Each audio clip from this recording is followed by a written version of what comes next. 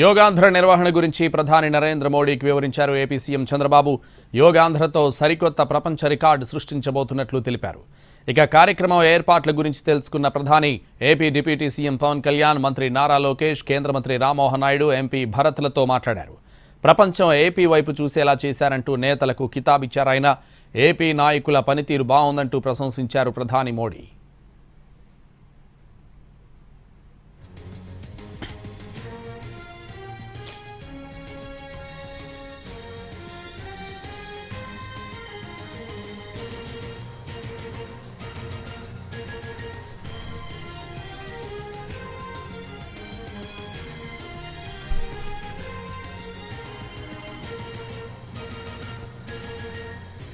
రేపు అంతర్జాతీయ యోగా డేని విశాఖ ఆర్కే బీచ్లో ప్రతిష్టాత్మకంగా నిర్వహించనుంది ఏపీ ప్రభుత్వం.